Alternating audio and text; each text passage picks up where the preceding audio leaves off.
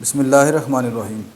अस्सलाम वालेकुम dear students, उम्मीद करता हूँ बेटा आप सब खैरियत से हैं। मैं हूँ प्रोफेसर अज़मत अली और आप देख रहे हैं मेरा चैनल मैथ्स फॉर यू। आपको ऑपरेशन सर्च की क्लास में वेलकम।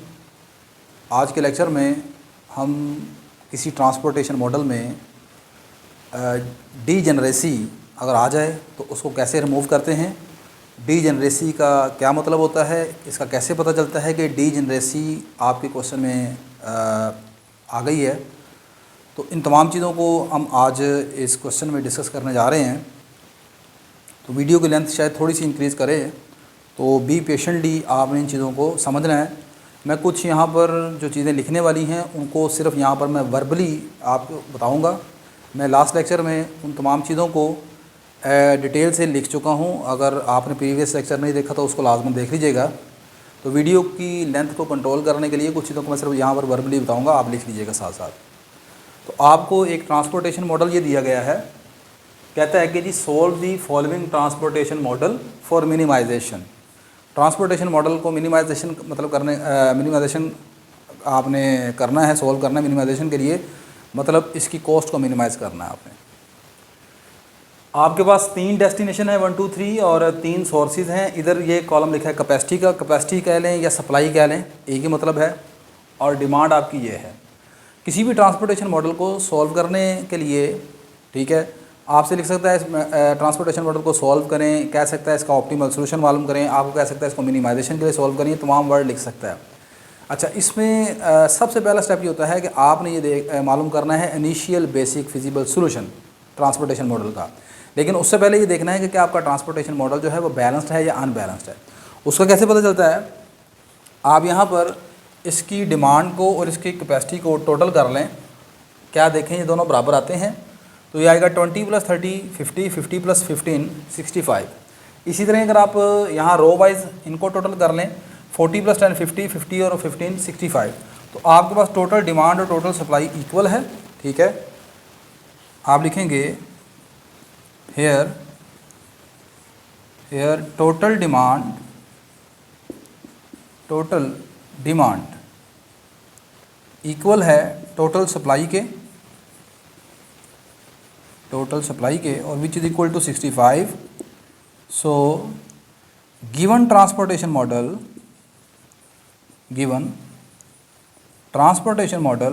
Is balanced. आपका दिया हुआ ट्रांसपोर्टेशन मॉडल बैलेंस्ड है। अब आगे आपने लिखना है कि next we find initial basic feasible solution by north west corner method. ठीक है, तो वो आप लाइन लिख लीजिएगा। मैं नॉर्थ वेस्ट कॉर्नर मेथड से इसका इनिशियल बेसिक फिजिबल सोल्यूशन मालूम करने जा रहा हूँ। तो आपने क्या करना है, इसी टेबल को दोबारा यहाँ पर बनाएंगे, जैसे मैं यहाँ पर बना रहा हूँ।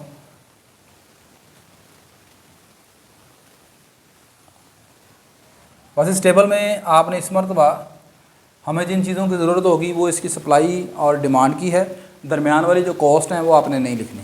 ठीक है, ये हमारे पास आ गया ऊपर destination 1, second destination, third destination, ये इसकी आ गई कैपेसिटी, और इधर मेरे पास आ गई इसकी सोर्सेज 1 2 3, और नीचे मेरे पास आ जाएगी इसकी डिमांड। ठीक है जी,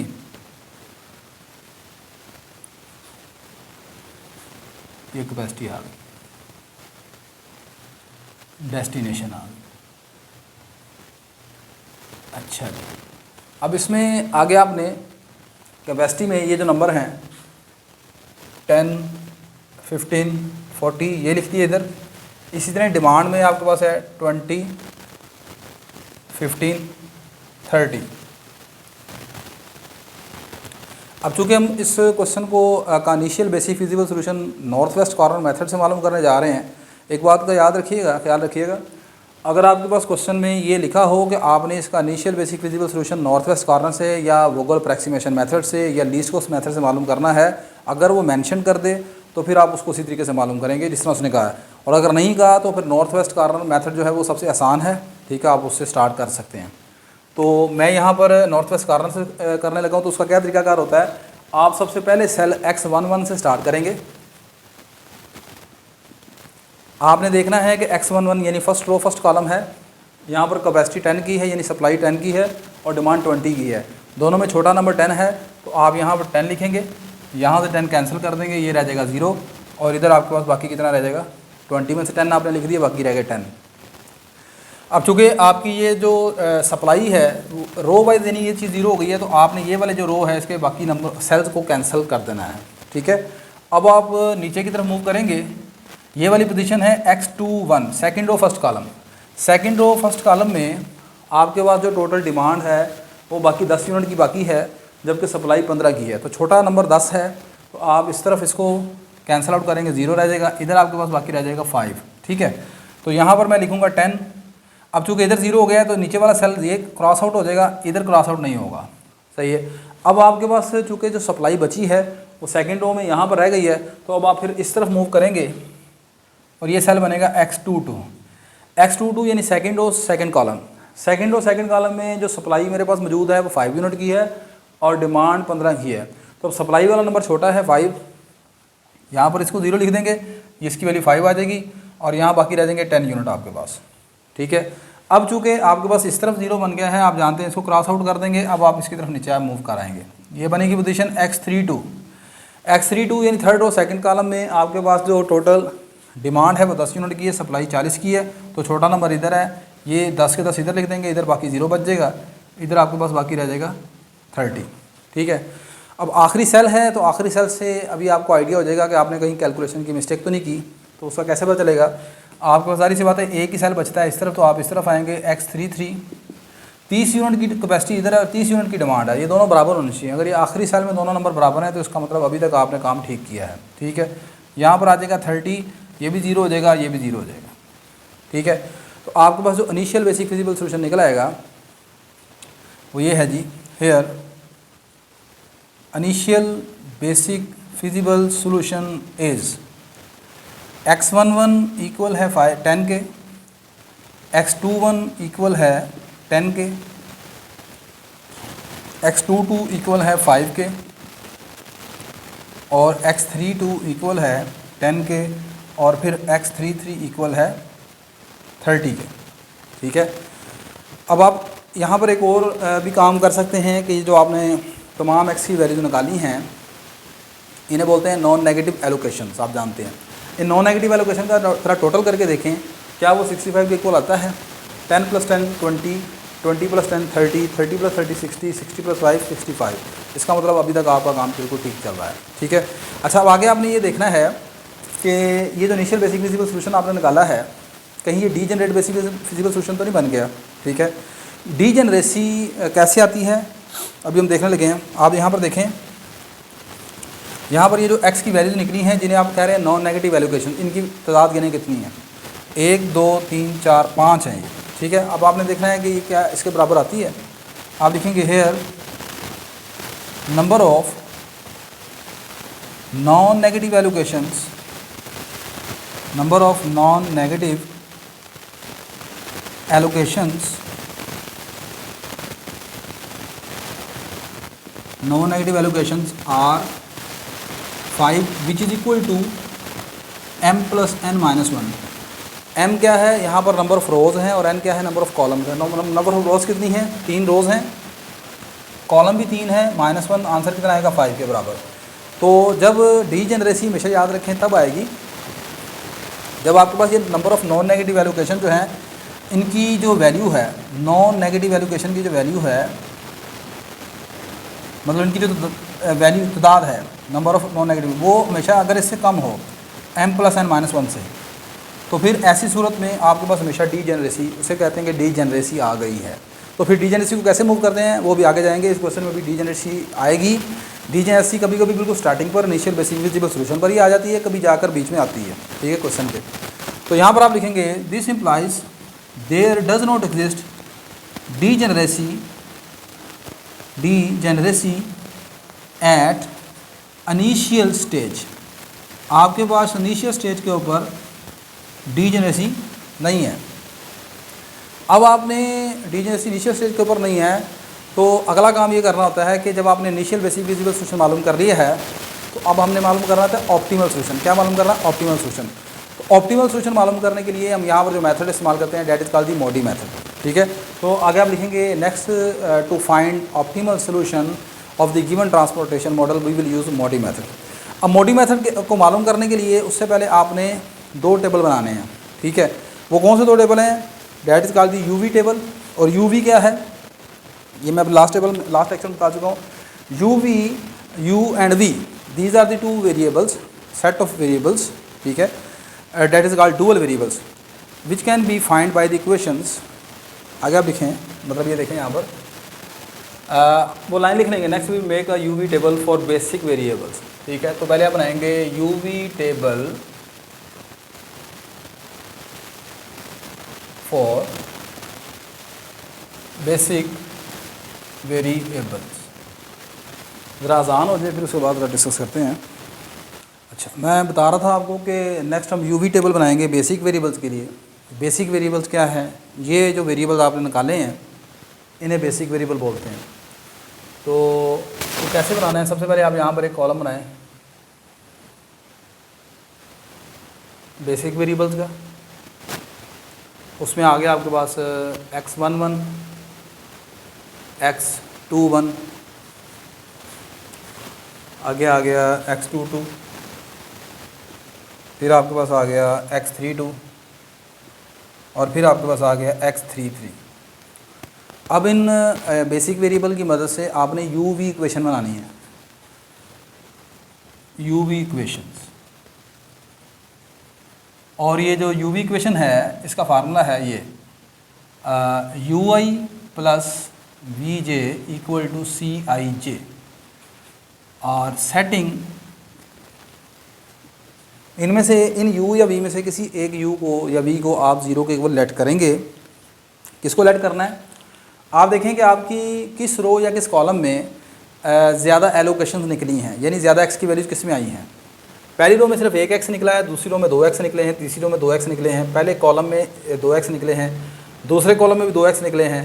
तो इसका मतलब है कि आप यहाँ पर जिसमें ज़्यादा एलोकेशन आई हैं उसको ज़ीरो के इक्वल ले सकते हैं। मसलन आपके पास यहाँ पर v1 को ज़ीरो लिया जा सकता है। v वाला जो वेरिएबल है वो वर्टिकल यानी कि कॉलम वाइज है। तो पहले कॉलम में 2 एलोकेशन हैं, 2x की वैल्यूज़ हैं, आप v1 को ज़ीरो ले सकते हैं। आप v2 को भी ज़ीरो ले सकते हैं, v3 को ज़ीरो नहीं ले सकते। ठीक है, क्योंकि वो सिर्फ एक एलोकेशन है। आप u2 को भी ज़ीरो ले सकते हैं, आप u3 को भी ज़ीरो ले सकते हैं। u वाले वेरिएबल जो है वो रो वाइज है। ठीक है, तो यहाँ पर मेरे पास चूँकि ये पहले कॉलम में x की वैल्यू ज़्यादा है, ठीक है, मतलब 2 है, यहाँ पर भी 2 है, तो मैं अपनी मर्ज़ी से यहाँ पर v1 को ज़ीरो ले रहा हूँ। ठीक है, सेटिंग v1 इक्वल टू 0। ठीक है, मैं फिर बता रहा हूँ, v2 को भी ज़ीरो ले सकते हो, आप u2 को भी ज़ीरो ले सकते हो। अच्छा, अब आपने क्या करना है, जो पहली इक्वेशन बनेगी वो ये है, आपके पास होगी u1 plus v1 equal to c11। u1 plus v1 की वैल्यू आपने ज़ीरो लेट की है, c11 जो है वो आपके पास आएगा, पहली दो पहले कॉलम की जो कॉस्ट है वो 2 है, तो यहाँ पर आपके पास आ जाएगा 2। तो इसका मतलब है कि u1 की जो वैल्यू है 2 के बराबर आ गई। इसी तरह अगली इक्वेशन बनेगी u2 plus v1 equal to c21। v1 चूँकि 0 है तो ये रह जाएगा u2 equal to c21। c21 का मतलब second row first column, cost कितनी है, 4 रुपये है, ये 4 आ गई। आगे चलेंगे u2 plus v2 equal to c22। अब यहाँ पर u2 की वैल्यू आप निकाल चुके हो 4, वो यहाँ पर पुट कर देंगे, plus v2 equal to c22 का मतलब सेकेंड कॉलम की कॉस्ट है 1, यहाँ पर आ गई 1 के बराबर। v2 की वैल्यू आ जाएगी हमारे पास -3। अगला आपने जो कॉलम बनाना है वो आएगा, इक्वेशन बनेगी u3 plus v2 is equal to c32। तो u3 मालूम करना है। v2 की वैल्यू कितनी निकली है, v2 की वैल्यू निकली है -3, और c32 की वैल्यू भी 3 है, 32 थर्ड और सेकंड कॉलम वो 3 के बराबर है। तो ये आपके पास आ जाएगी u3 इक्वल टू 6। आगे आपके पास आएगा u3 plus v3 equal to c33।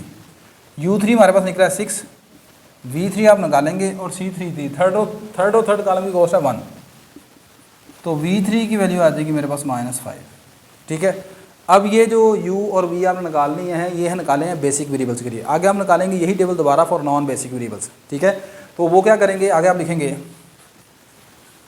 Next we make UV table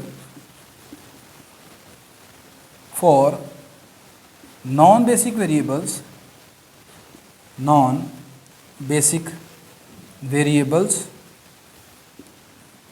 and find net evaluation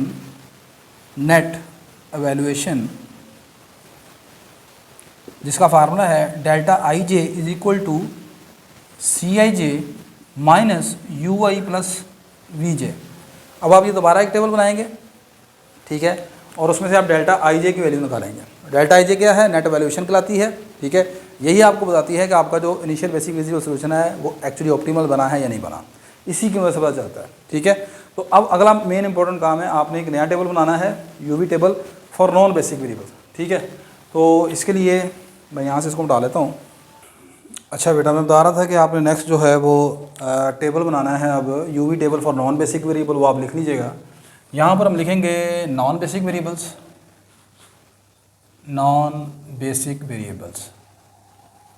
अब ये जो नॉन बेसिक वेरिएबल्स हैं ये एक्चुअली कौन है।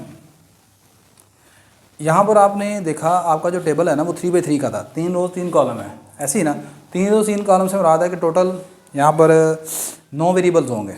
ठीक है ना, जिनमें से 5 वेरिएबल्स की वैल्यू आप निकाल चुके हैं, ये बेसिक वेरिएबल हैं। इनके अलावा जो बाकी बचते हैं वो नॉन बेसिक हैं। अब कौन कौन से बचे हैं, ये x11 था, ये आ गया, इसके बाद आ गया x21 है, इसका मतलब x12 मतलब पहली रो दूसरा कॉलम इसका ये वाला variable, x13 first row third column, चौथा कॉलम कोई नहीं है, ख़त्म हो गया। आगे चलेंगे x21 वो आ गया, x22 भी निकल आया, x23 नहीं है तो यहाँ लिखेंगे x23, फिर इसमें आएगा x31 नहीं है वो आ जाएगा। ये 4 वेरिएबल टोटल आपके पास नॉन बेसिक वेरिएबल कराएंगे। ठीक है, अब आपने आगे निकालना है डेल्टा आई जे। ठीक है, तो delta I J equal to ये फार्मूला है C I J minus U I plus V J. ठीक है, इसमें किसको जीरो पुट करना है, इसमें किसी को जीरो नहीं पुट करना। जैसे वहाँ पर मैंने v1 को जीरो पुट किया। ठीक है, तो यहाँ पर एक्चुअली आपने निकालना है डेल्टा, पहला निकलेगा डेल्टा 1 2, जो यहाँ पर x के नीचे नंबर है 1 2 वही डेल्टा के नीचे लिखेंगे डेल्टा 1 2। फार्मूला बनेगा C12 minus U1 plus V2। ठीक होगी बात, ये U1 U के नीचे जो नंबर आएगा वो आपकी रो का नंबर है यानी फर्स्ट रो, और V के जो नीचे नंबर आ रहा है V2 वो आपकी कॉलम का नंबर है 2। ठीक है, अब यहाँ पर आप वैल्यूज पुट आउट करें तो C12 का मतलब है फर्स्ट रो सेकंड कॉलम की cost, first row second column की कॉस्ट कितनी है 2 माइनस, तो ये लाइट चली गई है,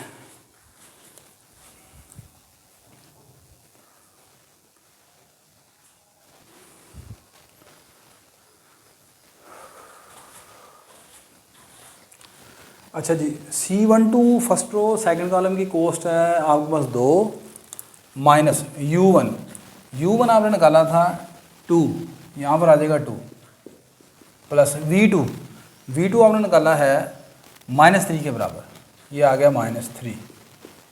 ये आपके पास आंसर कितना बनेगा, 2 - 3 आ जाएगा -1, वो -1 ये माइनस +1, 2 + 1 3 आ जाएगा, ये +3 आ गया। अच्छा जी, नेक्स्ट बेटा अब आप डेल्टा 13 निकालेंगे। डेल्टा 13 आएगा C13 minus U1 plus V3। ठीक है, C13 का मतलब फर्स्ट रो थर्ड कॉलम की कॉस्ट, तो फर्स्ट रो थर्ड कॉलम की कॉस्ट कितनी है 3, U1 की वैल्यू वो ऊपर आपको लिखी है 2, और V3 आपने निकाला है ये रहा -5, ये आ गया -5। ये 2 - 5 कितना हो जाएगा -3, वो माइनस और ये माइनस +3। ठीक है, तो 3 + 3 6 आ गया आपके पास। आगे आप निकालेंगे डेल्टा 23 का फार्मूला बनेगा C23 minus U2 plus V3। C23 का मतलब है सेकंड और थर्ड कॉलम की कॉस्ट, सेकंड और थर्ड कॉलम की कॉस्ट है 2। U2 की वैल्यू है 4 के बराबर प्लस V3 कितना है -5 के बराबर, ये आ गया -5। 4 - 5 -1, वो माइनस ये माइनस +1, 2 + 1 3 आ गया। लास्ट आपके पास निकलेगा डेल्टा 3 1। डेल्टा 3 1 आएगा C31 minus U3 plus V1। C31 की कॉस्ट कितनी है, थर्ड रो फर्स्ट कॉलम की कॉस्ट है 1 माइनस U3 कितना था, U3 हमारे पास है 6 के बराबर, प्लस V1 हमने 0 लेट किया था, ये आ गया 0, ये बना 6 प्लस 0 6, 1 माइनस 6 माइनस 5। ले जी यहाँ पर प्रॉब्लम आ गई है, ये आपका आ गया लेस देन 0। डेल्टा 3 1 आपके पास नेगेटिव आ गया, इसका मतलब ये है कि आपका initial basic feasible solution optimal solution नहीं बना। आप लिखेंगे as delta 3 1 is negative, so initial basic feasible solution is not an optimal solution, ये ऑप्टिमल सोल्यूशन नहीं बना, सो वी इम्प्रूव इट। अब मैं जो लाइनें बता रहा हूँ वो आपने लिख लेनी है, ठीक है। अब हम इसको इम्प्रूव करेंगे, so we improve improve our optimal solution. किस तरह, by making a closed path, एक क्लोज्ड पाथ बनाएंगे स्टार्टिंग फ्रॉम दिस सेल। वो जो क्लोज पाथ स्टार्ट होगा वो किस सेल से स्टार्ट होगा, डेल्टा 3 1 यानी थर्ड रो फर्स्ट कॉलम से, ठीक है। थर्ड रो फर्स्ट कॉलम से जो सेल है X31 यानी इस जगह से, यहाँ से हम वो सेल स्टार्ट करेंगे और जो क्लोज पाथ बनेगा उसको अल्टरनेटली वो जो पाथ है जिस सेल से वो गुजर रहा होगा उन सेल को हम साइन यानी अलामत साइंस लगाएंगे, पॉजिटिव नेगेटिव, ठीक है। जहाँ से स्टार्ट करेंगे 3 1 से वहाँ पर पॉजिटिव, फिर उसके साथ जहाँ पर अगली एलोकेशन होगी उसको माइनस, फिर इसी तरह प्लस फिर माइनस, ठीक है। ये तमाम चीज़ें मैं पिछले लेक्चर में लिखवा चुका हूँ, आप वहाँ से देख लें, मैं अब यहाँ पर नहीं लिख रहा, ठीक है। अभी आप सोच रहे होंगे कि यार नो अभी डिजेनरेसी नहीं आई, अब आएगी, अभी आने लगी है। देखें अब आपने क्या करना है, दोबारा ये सारा टेबल बनाना है। ये कैपेसिटी डिमांड वगैरह लिखने की जरूरत नहीं है, सिर्फ अंदर वाली चीज़ें बनानी है आपने। ये यानी कि ये आपके पास आएगा इस तरह, ये डिमांड बुंड भी चाहे ना आप लिखें, ये 2 आ गया, सॉरी यहाँ पर कॉस्ट भी लिखने की ज़रूरत नहीं है आपको। देखें जी, आपके पास जो आया है नेगेटिव डेल्टा वो आपके पास है X31, तो 3 1 से आपने स्टार्ट करना है। हाँ, यहाँ पर अब करना ये है कि जिन सेल में आपकी एलोकेशन आई थी, मतलब X की जो वैल्यू निकली थी बेसिक वेरिएबल्स की, उनको लिख लें बस। तो X की वैल्यू निकली थी X11, ठीक है। तो वो X11 यार मैंने मिटा दी है, चले मैं यहाँ पर मेरे पास मौजूद है, मैं देख के लिख लेता हूँ उसको। तो मेरे पास X11 की जो वैल्यू निकली थी वो मेरे पास थी जी 10 के बराबर, यहाँ पर 10 है, X11 इज इक्वल टू 10, ठीक है। आ गया मेरे पास है X21 equal to 10, X21 is equal to 10 आ गया। फिर उसके बाद है X22 इक्वल टू 5, यहाँ पर है 5, और उसके बाद आगे है X32 इक्वल टू 10, और उसके बाद है X33 इज इक्वल टू 30। ये मेरे पास है, ये मेरे पास X की जो वैल्यूज़ हमने निकाली थी उनको लिखना ज़रूरी है यहाँ पर, सही है। अब आपने जो बात लिखनी है, मैंने बताया कि आपका चूँकि डेल्टा नेगेटिव आया, आगे आपने लिखना है so we improve our optimal solution for this we draw closed path starting this path from the cell third row first column, this is an empty cell, we assign this cell as a positive sign, इसको हम positive sign बनाएंगे, ठीक है। अब देखें कैसे start करने लगा हूँ, यहाँ से हम स्टार्ट करेंगे, ठीक है।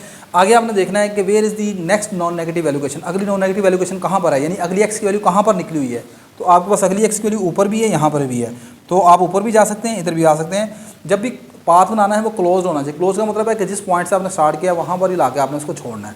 तो अब आपके पास यहाँ से हम स्टार्ट करेंगे, इधर जाएंगे, यहाँ पर आने के बाद इसको मैं प्लस का निशान लगा दूंगा, इसको माइनस का निशान लगा दूंगा। आगे देखो अगली एलोकेशन किधर है, अगली एलोकेशन मेरे पास ऊपर भी है और इस तरफ भी है, ठीक है। लेकिन अगर मैं आगे इस तरफ मूव करता हूँ तो मेरा पाथ एक तो ये हो जाएगा बड़ा, ठीक है। और बड़ा होने की वजह से होगा क्या, बड़ा चलें बड़ा भी हो गया, वो भी मसला कोई नहीं है। इसके बाद आगे आप जाएंगे किधर, आगे इधर टेबल वो तो ख़त्म हो गया, नीचे भी नहीं आ सकते, ऊपर ही जाएंगे तो ऊपर कुछ है ही नहीं, ये तो एम्प्टी सेल पड़े हैं। तो आपने ये जो पाथ बनाना है, इस पाथ में ये देखना है कि जहाँ जहाँ एक्स की वैल्यूज़ निकली हैं आपने उस तरफ मूव करना है, सही है। तो एक एक्स की वैल्यू इधर निकली है, आगे नहीं, आगे भी है लेकिन उसके ऊपर कुछ नहीं है, नीचे टेबल ख़त्म हो गया, तो अब आप आएंगे ऊपर की तरफ ऐसे, ठीक है। तो यहाँ से इस तरफ गए, फिर आप इस तरफ आ गए, यहाँ पर माइनस का साइन, इसको प्लस का साइन का लगा देंगे। फिर उसके बाद अगली एलोकेशन किधर है, अगली एलोकेशन आपके पास इस तरफ है। अच्छा, ये वर्टिकल इस तरह इंक्लाइंड नहीं चल सकते, इंक्लाइंड नहीं चल सकते, हॉरिजॉन्टल वर्टिकल पाथ बनना बस। तो आगे आप इस तरफ आओगे, ठीक है। अब ऊपर जाने की ज़रूरत नहीं है, आपने दोबारा इधर ला के इसको मिलाना है, ठीक है। तो यहाँ से आप नीचे आ जाएंगे इस तरह, तो ये आपका पाथ क्लोज हो गया, सही है। प्लस माइनस प्लस, यहाँ पर भी माइनस आएगा। अच्छा, अब ये क्लोज पाथ तो बना लिया, ये मैंने लास्ट लेक्चर में बताया था। अब आगे करना क्या है, अगला बनेगा next we make modified table. इसके बाद आपने अगला मॉडिफाइड टेबल बनाना है। मॉडिफाइड टेबल का क्या मतलब है, मॉडिफाइड टेबल का मतलब ये है कि अब x की, यहाँ पर x की कौन कौन सी वैल्यू निकली है, x11 निकला है, x21 निकला है, x22, x32। अब आपका मॉडिफाइड टेबल जो होगा उसमें इनमें से कुछ x की वैल्यूज बदल चुकी होंगी, मतलब वो वाले x नहीं लेंगे हम, ठीक है, वो वाले नहीं लेंगे, कुछ उनकी जगह नए आ जाएंगे, और अगर जो पुराने होंगे उनकी कुछ वैल्यू चेंज हो चुकी होगी, ठीक है। वो मॉडिफाइड टेबल कहलाता है। वो कैसे बनेगा, वो आगे आपने लिखना है। ये जो सारा पाथ बनाने के बाद next we make a modified table which can be obtained by adding a minimum allocation. क्या कहा है मैंने, आपने निकालना है यहाँ पर minimum allocation. What does mean by the minimum allocation. Minimum allocation का मतलब ये होता है कि आपके पास जिन सेल्स में एक्स की वैल्यू निकली है नेगेटिव, ठीक है, किन सेल्स में एक्स की वैल्यू नेगेटिव निकली है, आपके पास यहाँ पर नेगेटिव और यहाँ पर नेगेटिव, यानी ये सेल बनता है आपका थर्ड और सेकंड कॉलम, और ये है सेकंड और फर्स्ट कॉलम का, ठीक है। इन दोनों में एक्स के जो आपने निशान लगाए हैं, साइन लगाए हैं, वो माइनस लगाए हैं, वैल्यू नेगेटिव नहीं निकली, यानी जो साइन लगाए हैं वो। तो अब आपने क्या करना है, इनकी मदद से मिनिमम एलोकेशन निकालें। वो कैसे है, minimum allocation is given bye minimum of, यहाँ पर एक्स की मिनिमम वैल्यू, एक्स की वैल्यू निकली है 10 और यहाँ पर भी एक्स की वैल्यू निकली है 10। अब ये दोनों नंबर सेम है तो इनकी मिनिमम कितनी निकलेगी, 10 ही निकलेगी। वो इतफाक़ से यहाँ सेम आ गए, मुख्तलिफ भी होते हैं। लास्ट लेक्चर में मैंने देखा है, डिस्कस किया है, आप उसमें देखें, वहाँ पर मिनिमम एलोकेशन मुख्तलिफ है। यहाँ पर भी 10 आ गए, यहाँ पर भी 10 आ गए, ये दोनों हो गए सेम। ये प्रॉब्लम होगी। अब यहाँ से डीजेनरेसी होगी, ठीक है। तो मैंने क्या लगाया, next we make a modified table which can be obtained by finding a minimum allocation which is given by this, we subtract this minimum allocation from the cell having negative sign. अब इस minimum allocation को जिन cells में negative लगा हुआ है उसमें से हम माइनस कर देंगे, और जिन सेल्स में आपने प्लस के निशान लगाए हैं उसमें ये वाला मिनिमम एलोकेशन यानी जो आंसर आया है उसको ऐड कर लेंगे। ये बात आपने लिखनी है, ठीक है। तो अगला नेक्स्ट मॉडिफाइड टेबल आपने बनाना है। वो मॉडिफाइड टेबल कैसे बनेगा, देखो, next modified table is given by, this is our modified table.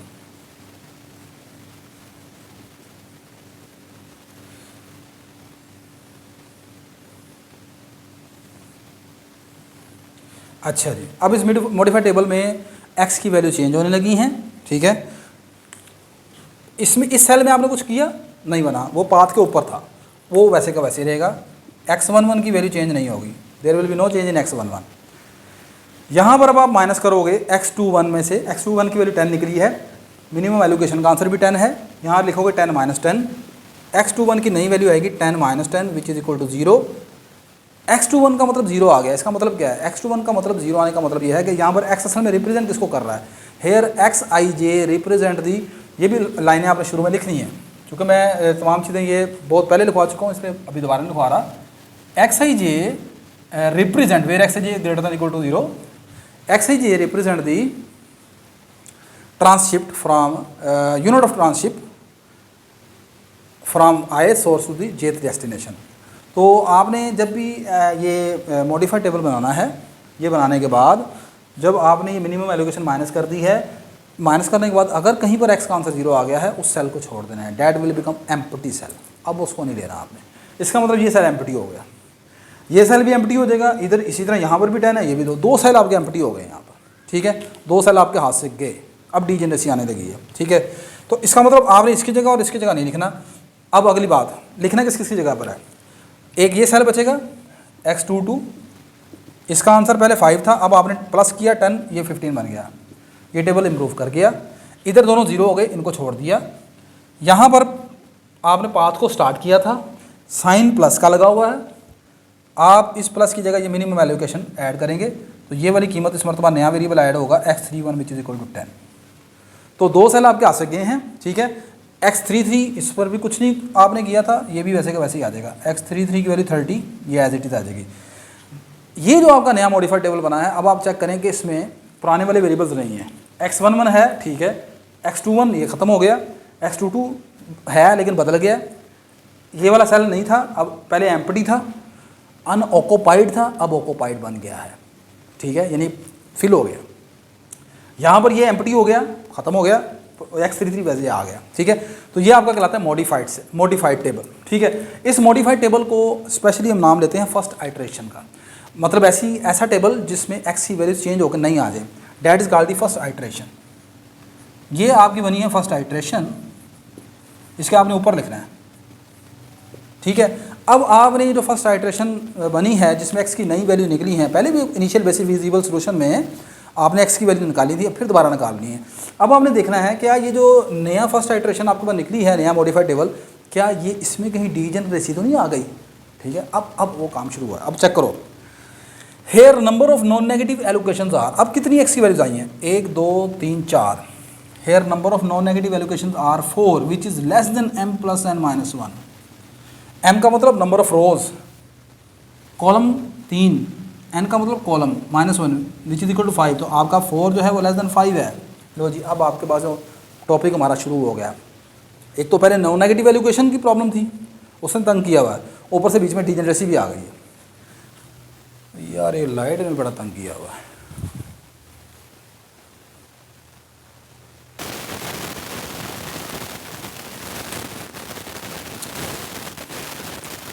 अच्छा बेटा सॉरी यार, लाइट बड़ी डिस्टर्ब कर रही है जिसकी वजह से बार बार ये मुझे करना पड़ रहा।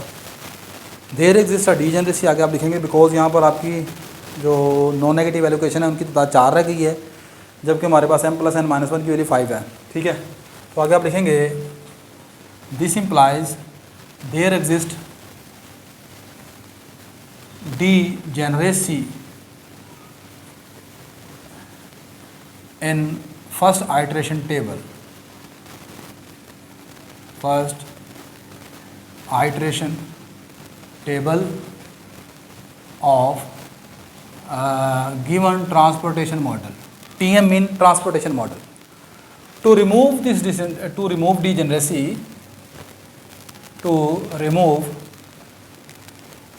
degeneracy, we add a cell, हम यहाँ पर एक सेल ऐड करेंगे। देखो जी, डीजेनरेसी कब रिमूव होगी, डीजेनरेसी तब रिमूव होगी जब मेरे पास नॉन नेगेटिव एलोकेशन की तादाद 5 हो जाए।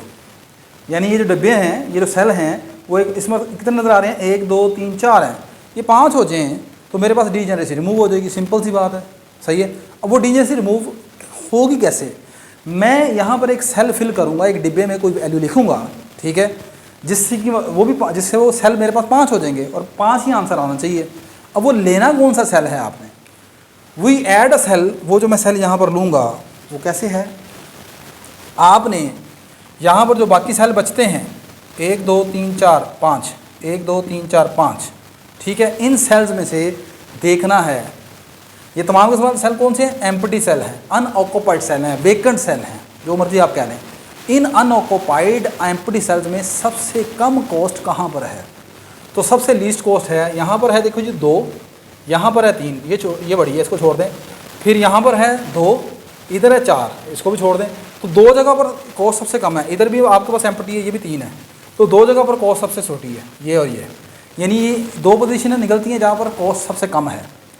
एक है फर्स्ट और सेकंड कॉलम, एक है सेकंड और थर्ड कॉलम, इन 2 जगहों पर कॉस्ट एम्प्टी है। इन दोनों सेल में से किसी एक सेल को आप चूज़ कर सकते हो, ठीक है। इस किसी भी एक सेल को आप डीजेनरेसी के लिए, डीजेनरेसी को रिमूव करने के लिए इस्तेमाल किया जा सकता है, ठीक है, जिसको मर्जी कर लें। मैं जो ये वाला सेल है उसको इस्तेमाल कर रहा हूँ, जो पहले आ रहा है फर्स्ट और सेकंड कॉलम, आप उसको भी कर सकते हैं, ठीक है।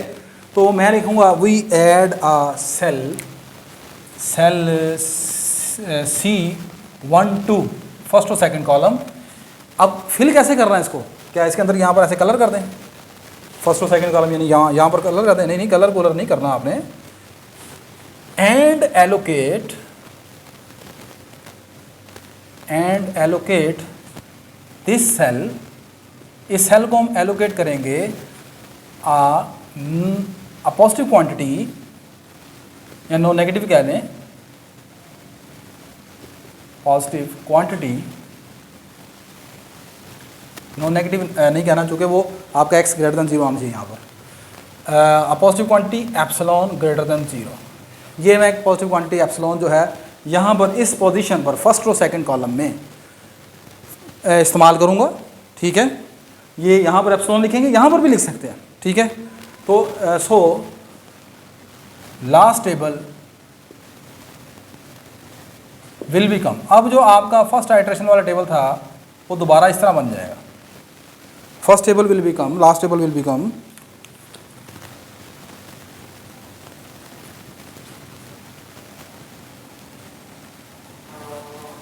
ये आपके पास बन जाएगा जी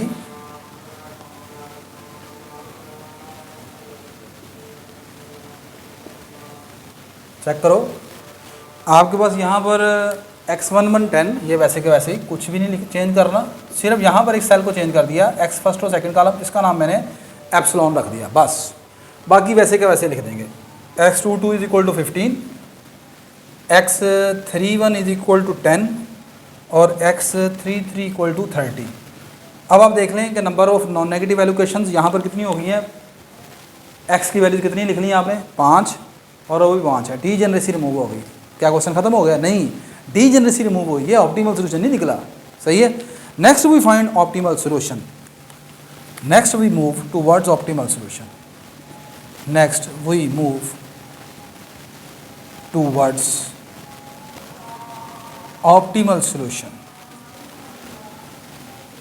अब हम ऑप्टिमल सोल्यूशन की तरफ मूव करेंगे, ठीक हो गया। अब ऑप्टिमल सोल्यूशन की तरफ मूव करना है तो फिर क्या करेंगे, फिर दो टेबल बनाएंगे, UV table for basic and non basic variables, ठीक है। तो बेसिक वेरिएबल्स के लिए फिर वही यहाँ पर पहली रो में भी 2 एलोकेशन होगी, दूसरी में भी 2 एलोकेशन होगी यहाँ पर, ठीक होगी बात। पहले कॉलम में भी सॉरी 2 एलोकेशन, दूसरे में भी 2 एलोकेशन। आप V1 को भी 0 ले सकते हो, V2 को भी 0 ले सकते हो, और U3 को भी 0 ले सकते हो, इवन U1 को भी 0 ले सकते हैं। जहाँ पर एलोकेशन रो वाइज या कॉलम वाइज ज़्यादा हैं आप उनको 0 ले सकते हैं, और अगर बराबर है तो आपकी मर्ज़ी है, ठीक है। ज़रा यार आसानी हो जाए फिर। नहीं बेटा, नेक्स्ट अब हम यहाँ पर ये आपका टेबल, इस टेबल के लिए दोबारा यूवी टेबल बनाएंगे for basic and non basic variables. बस क्वेश्चन ख़त्म होने लगा है, बस इसका अभी ये यूवी टेबल बनाकर आप देखेंगे कि ऑप्टिमल सोल्यूशन आपको मिल गया है। तो next we move towards optimal solution, for this we make UV table for basic and non basic variables, ठीक है। तो पहले बना लेते हैं बेसिक वेरिएबल्स के लिए। अब आप लिख लीजिएगा ऊपर UV table for basic variable. तो यहाँ पर अब इस मरतबा जो बेसिक वेरिएबल आपके पास मौजूद हैं वो है x11, x12, ये जो एप्सिलॉन वाला है ये भी बेसिक वेरिएबल में आएगा, ठीक है। आगे आएगा x22, फिर आपके पास आएगा x31 और लास्टली x33, ठीक है। x11 आ गया, x12 आ गया, x22 आ गया, x31, x33। आगे आप बनाएंगे यहाँ पर यूवी इक्वेशंस, UV और यूवी इक्वेशन कैसे बनानी है वो आप जानते हैं, UI plus VJ equal to CIJ। तो इस मरतबा में यहाँ पर आपकी जो आइट्रेशंस हैं, जो सॉरी एलोकेशंस हैं, वो आपके पास में पहली रो में भी 2 हैं, तो लिहाजा मैं यहाँ पर U1 को 0 ले रहा हूँ, ठीक है। Set U1 equal to 0। तो आपका पहला जो x11 से इक्वेशन बनेगी वो आएगी U1 plus V1 equal to C11। तो अब U1 चूँकि 0 है तो यहाँ से V1 की वैल्यू आ जाएगी C11 के बराबर, तो C11 आपके पास है 2 के बराबर। आगे चलें, ये आएगा U1 plus V2 equal to C12। तो अब आपके पास U1 की वैल्यू फिर 0 है तो V2 की वैल्यू आएगी C12 के बराबर।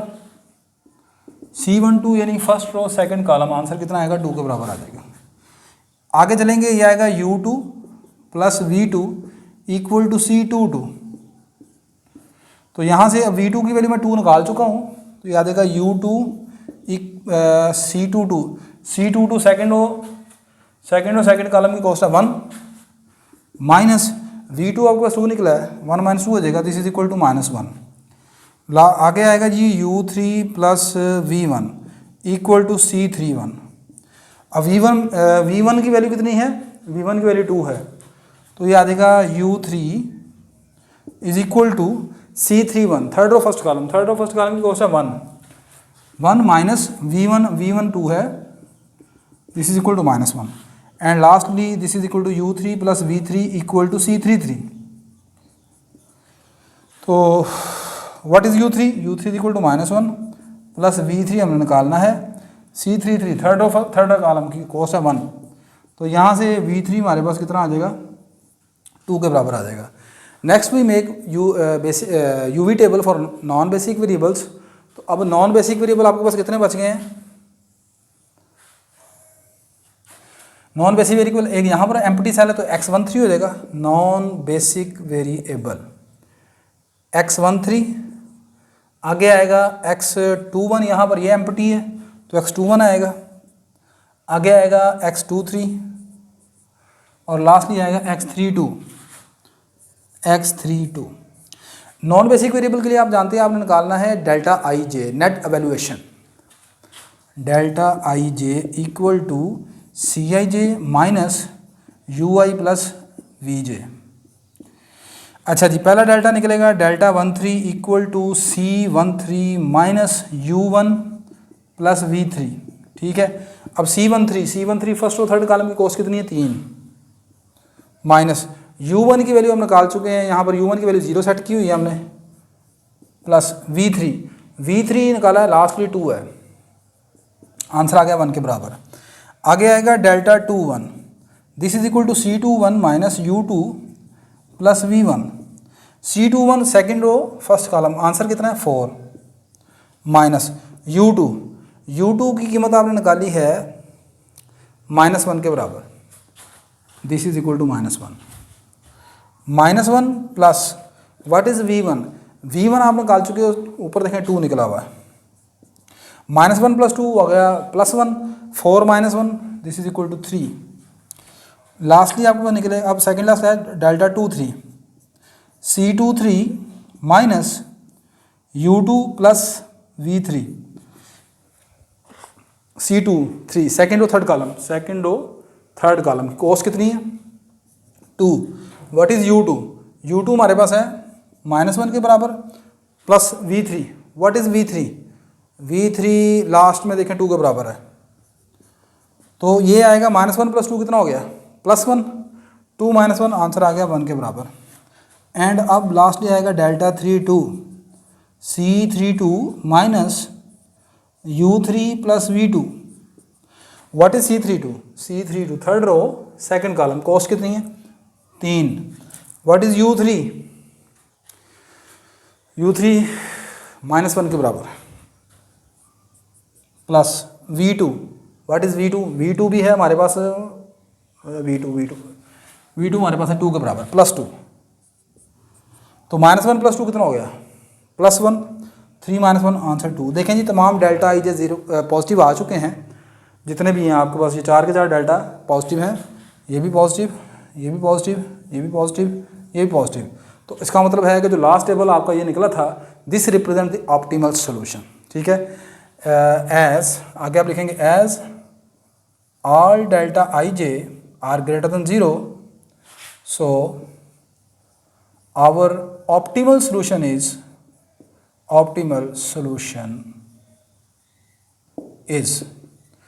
x11 की वैल्यू 10, x12 की वैल्यू एप्सिलॉन, x22 की वैल्यू 15 और x31 की वैल्यू 10, x33 की value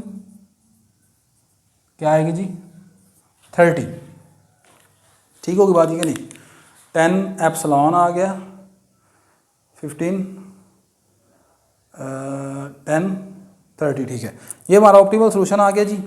and the associated cost, last associated cost आप यहाँ से निकालेंगे, एंड एसोसिएटेड कॉस्ट इज